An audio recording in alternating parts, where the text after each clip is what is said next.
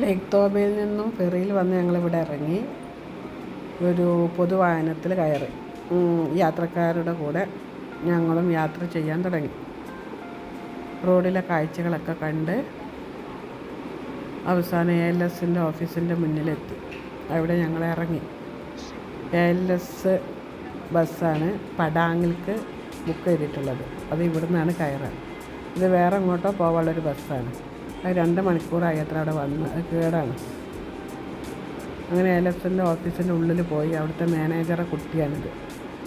അവിടെ ഞാനും കൂടെ സുന്ദരമായി കളി തുടങ്ങി. ഞങ്ങൾക്ക് ഏകദേശം 2 മണിക്കൂറോളം വെയിറ്റ് ചെയ്യണം അവിടെ ഞങ്ങളുടെ ബസ് വരാൻ.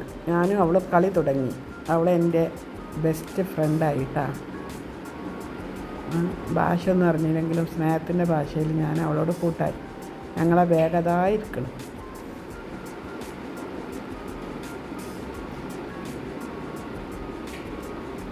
ഓഫീസിൻ്റെ മുന്നിൽ വേണ്ട ഫുട്ബോൾ കളിക്കുന്ന ടീമാണിത്. അവർ കളിക്കുള്ള തയ്യാറെടുപ്പിലാണ്. ഇത് പഴയ ബസ് സ്റ്റാൻഡായിരുന്നു അത്ര. ഇപ്പോൾ ചെറിയ ടാക്സികളൊക്കെ വന്ന് ആളുകളെ കയറ്റുന്ന ALSൻ്റെ വണ്ടികൾ വന്ന് അവിടെ നിർത്തി ആളുകളെ കയറ്റുന്ന അവിടെ ഇറക്കുന്ന അങ്ങനെയെല്ലാം കൂടെ ഉള്ളൊരു സംഭവം. പക്ഷെ കാണാൻ നല്ലൊരു കൗതുകം തോന്നി. നമ്മളിവിടെ ഇപ്പം ഇങ്ങനെ ഉണ്ടാവുമോ ഈ വാഹനങ്ങൾ വരുന്നിടത്ത് പന്തുകളിയൊക്കെ. ഇതാണ് അവിടുത്തെ ഈ പരിസരത്ത് ഈ ALS ഓഫീസിനോട് ചേർന്നുള്ള ബിൽഡിങ്ങുകളാണിത്. അവരുടെ വീടും അവരുടെ ചെറിയ കടകളും എല്ലാം ഒന്നിച്ച്.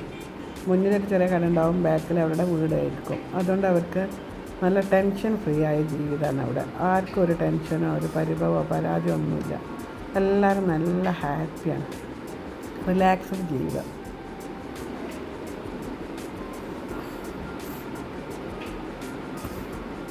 ആ ബസ് നന്നായിക്കൊണ്ടിരിക്കുന്നു. ഞങ്ങളെ ബസ് ഇപ്പോൾ വരുമായിരിക്കും. വരാനുള്ള സമയം ഏകദേശം ആയിട്ടുണ്ട്. ബസ് എത്തി. ഞങ്ങളതിൽ കയറി. രാത്രി ആയി തുടങ്ങി കേട്ടോ. ബസ് പോയി തുടങ്ങി. രാത്രി ഫുഡിന് നിർത്തി. ഞങ്ങൾ ഫുഡ് കഴിച്ചു. കൈ കഴുകുന്നത് ഇങ്ങനെ. അവരുടെ മെസ്സാണിത്. അവിടെ കുറേ വിഭവങ്ങളൊക്കെ ഉണ്ട്. പക്ഷേ നമുക്കതൊക്കെ കണ്ടപ്പോഴേ ഒരു മടുപ്പ് വന്നു. അതുകൊണ്ടാണ് ഞങ്ങൾ ആ തക്കാളി കൂട്ടാനും ചോറും തിന്നത്. പുറത്തിരുന്ന ആളുകൾ ഫുഡ് കഴിക്കുന്നു. ബസ്സിൽ കയറി. ബസ്സിൽ അടിപൊളി പാട്ടുകളാണ്. രാത്രി 12-1 മണിയാകുന്ന സമയം. അവസാനം പാട്ടൊക്കെ കേട്ട് ഞങ്ങൾക്ക് ഉറക്കം വരാതെ ഭ്രാന്തായി. 2 പ്രാവശ്യം ട്രാൻസ്ലേഷൻ വെച്ച് പാട്ടൊന്ന് സൗണ്ട് ഇറക്കാൻ പറഞ്ഞ് കേട്ടില്ല. അങ്ങനെ നേരം വെളുത്തു. ഞങ്ങൾക്ക് ക്ഷീണം കാരണം ഞങ്ങൾ പടാങ്ങിൽ ഇറങ്ങാതെ ബുക്കിറ്റിങ്ങിലിറങ്ങി. ഇന്ന് ഇവിടെ റൂമെടുത്ത് ക്ഷീണം മാറ്റി റെസ്റ്റ് എടുത്തിട്ട് നാളെ പടാങ്ങിലേക്ക് പോകാമെന്നാണ് തീരുമാനം.